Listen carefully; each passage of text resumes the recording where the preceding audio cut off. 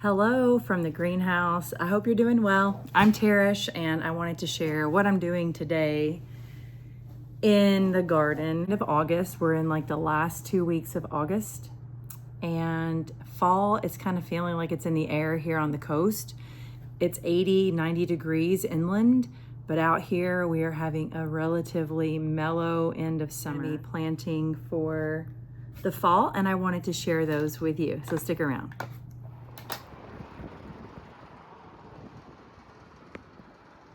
A lot of gardening is just really learning through trial and error.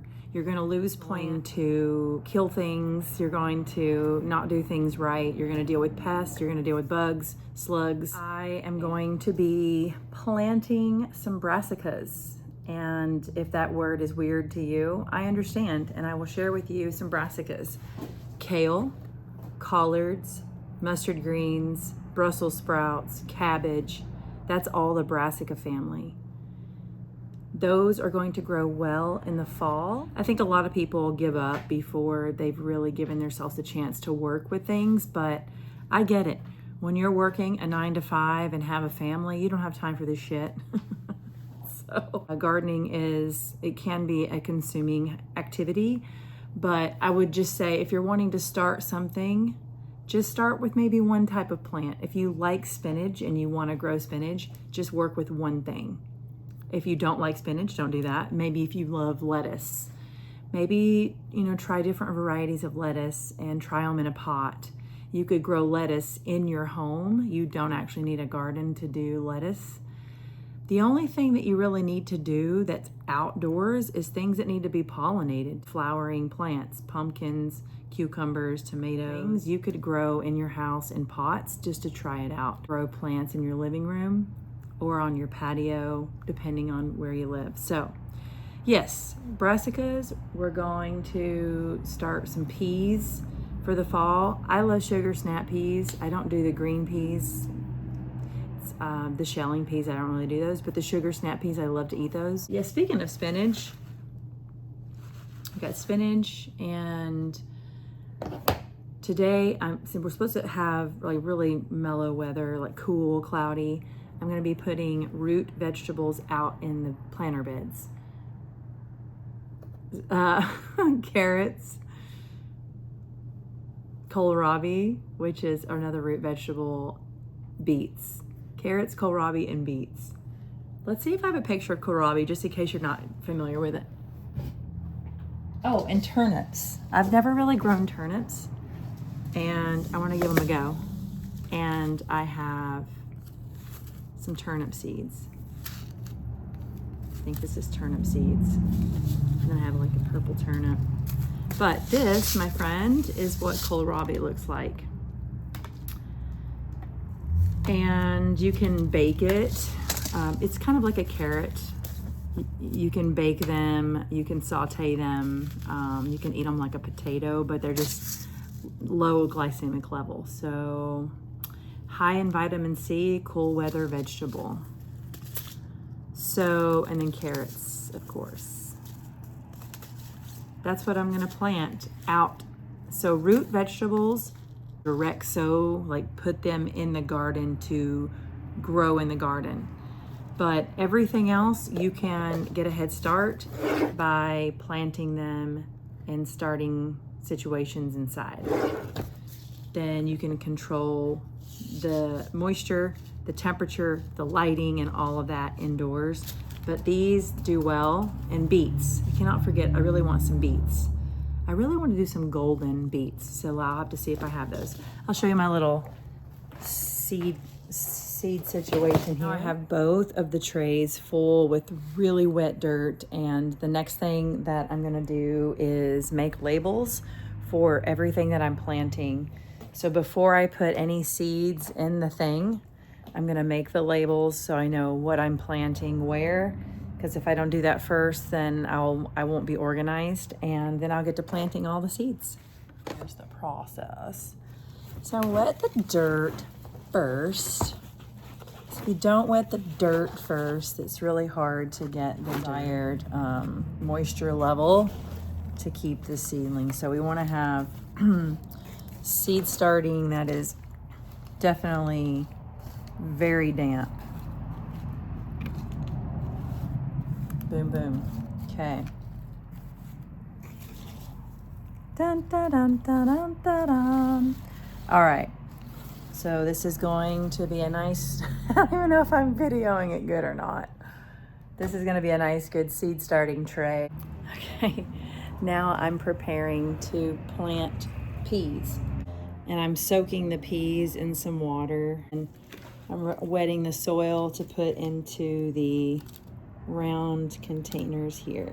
I filled them with dirt, and now I'm going to take the peas that have been soaking in water for. I thought I'd take a moment to explain why I do it this way, because if I direct sow the seeds, the pea plants out into the garden, the slugs will get them immediately. I get the peas really, really strong, very strong. I need to just put one in so I don't remember or forget where I put it and where I didn't. The peas need to get very strong and like mature before you put them out into your garden. And then even when you do put them out into your garden, they're gonna need some extra protection.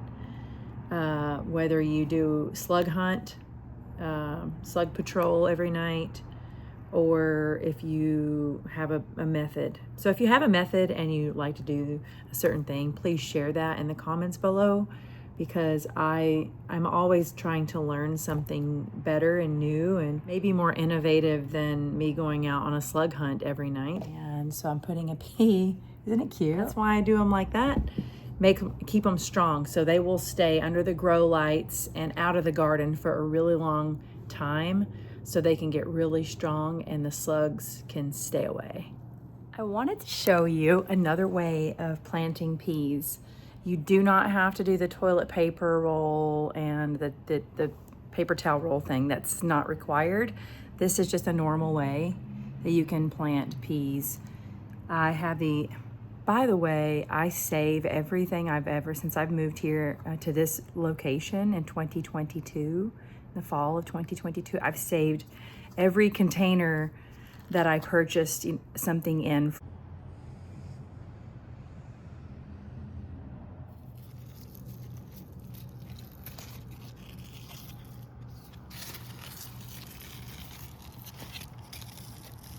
I'm taking a little break in between. Let's see, what have I finished? I just finished up the peas, and I got some kale, Brussels sprouts, collards, broccoli, some strawberry spinach, which is like a unique variety that I got from Rare Seeds. And yeah, while I'm taking a break here, let me share with y'all Baker Creek Heirloom Seed Company. Heirloom special varieties from all around the world, and it's just different than what you're gonna get at your box store. For like any hardware store, you're gonna get stuff like this, and I just really like having different varieties. But I had lunch earlier, and now I'm having my sweet dessert treat, and this is black bean ice cream. I thought I would tell you about it. I blended it up this morning. It's just a can of black beans, a bunch of dates, but the dates, I've soaked them, so they're not like dried out dates. They're really soaked dates. And a can of coconut milk, some salt, and some cocoa powder, and you have ice cream. And because I blended it after I finished surfing this morning, so I blended it at probably around 10 o'clock. And put it in the freezer. It wasn't fully frozen. If it fully freezes, you have to like really let it thaw out before you can enjoy it. Anyways, it's just one of my favorite treats. Black bean ice cream. I'm gonna wrap up my day before I burn myself out, because I can do that very easily. I'm gonna wrap up, but I'm gonna put carrots and kohlrabi in a planter bed. But in the planter bed, I want to make sure that I have anything that I don't want in there for the fall. I'm going to pull it out. So I have some like weird onion things that I don't even know where they came from. So they're just like volunteer onion things that are not edible in my opinion. So I'm going to pull all of those out I'm currently letting two cilantro or maybe 3 cilantro plants go to bolt, because what I'm working on also is collecting seeds. Learning as things are growing, I'm growing. Thank you for joining me in the journey. And yeah, we're gonna toss out some seeds, some carrots. And I didn't even share the harvest with you. I was kind of in the middle of summer burnout, and I harvested all my carrots. So there's probably 1 drawer in the refrigerator full of carrots. And I'm hoping to get double that with the fall harvest. So wish me luck on that. And I hope that you're having a great end of summer. And I have had to rest so much recently. Yesterday I was dozing off, falling asleep the whole day. Like there was nothing else I could do. And I didn't even surf. So I was literally down all day long. And if you haven't seen anything from me, I've just been energetically sensitive and walking through life just like you are. And I hope that the garden stories can continue to connect you to food and to how things are sacred, how a little tiny seed can grow a big, beautiful harvest plant. It's so cool. And I'll see you in the next video.